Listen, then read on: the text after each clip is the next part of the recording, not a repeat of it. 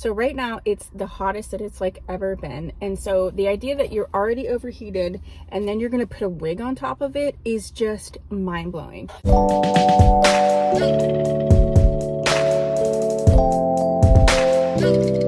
So I have been testing out over several days in different scenarios these headliners. So if you want to learn more about the deets, the tricks, the tips, did it work, did it not, what's the sitch, then this is a video for you. Let's get started. Hi, I'm Tia. I do mostly synthetic wig related content here. We're multicultural, we're inclusive. I do wig reviews, wig education, wig coaching, product reviews. And so today I am doing a product review because I needed to test this out. Real quick, the wig that I'm wearing today, this is Paula Young's low braided pony. There is a full review going up on her, so check that out. And I will link it down below as well. It's been so hot. I live in the northeastern part of the country, and normally I have what's called the frozen tundra.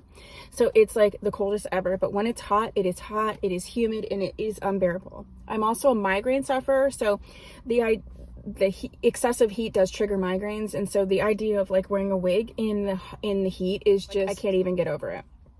So I've been wanting to review these headliners, and I did a video where I did an unboxing and I had these and people were really interested. I have a couple clips up of what I already tested out and things like that, so let me include that.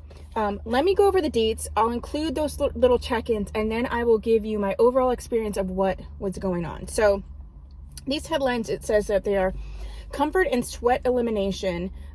They can be worn under hats, wigs, any headwear item. They stop sweat. These are the claims. They stop sweat from rolling into your eyes. The tan color can be hidden underneath wigs and hats. And it traps oils, sweat, and odor. So it's good just in general for hygiene of your wig.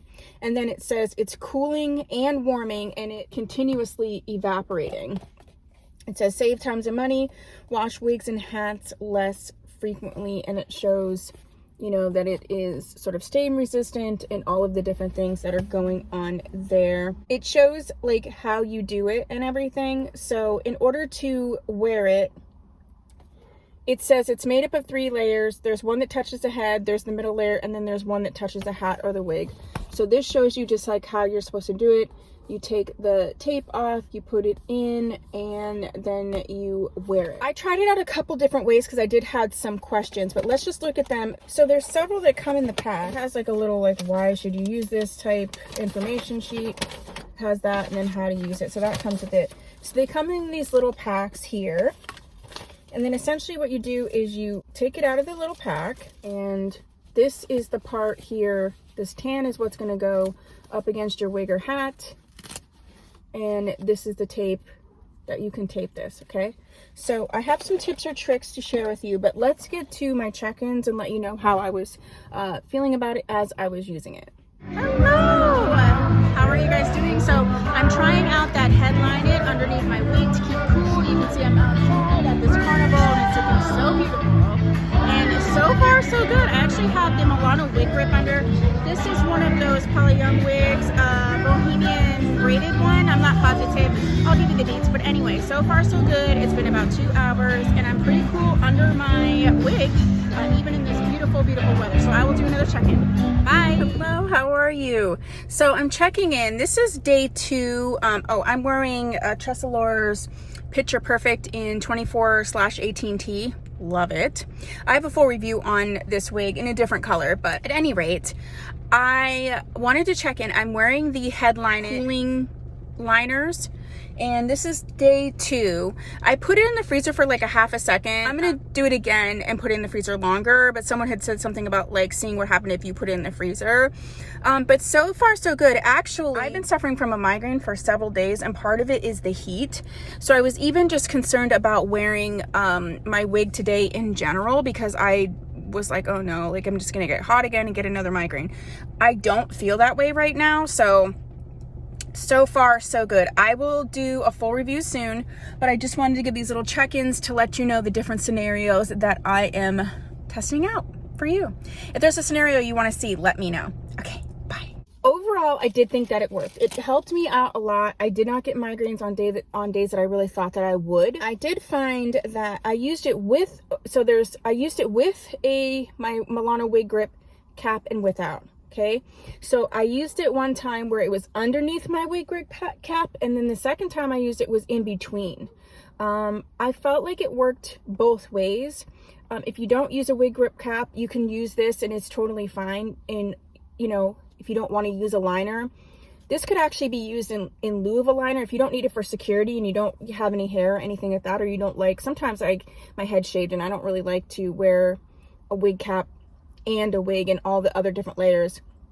So definitely can be used alone, but it can be used with a wig grip cap. Now I did not try it with a nylon wig liner. Okay, I used my Milano wig grip cap, which is sort of that bamboo like lycra type situation.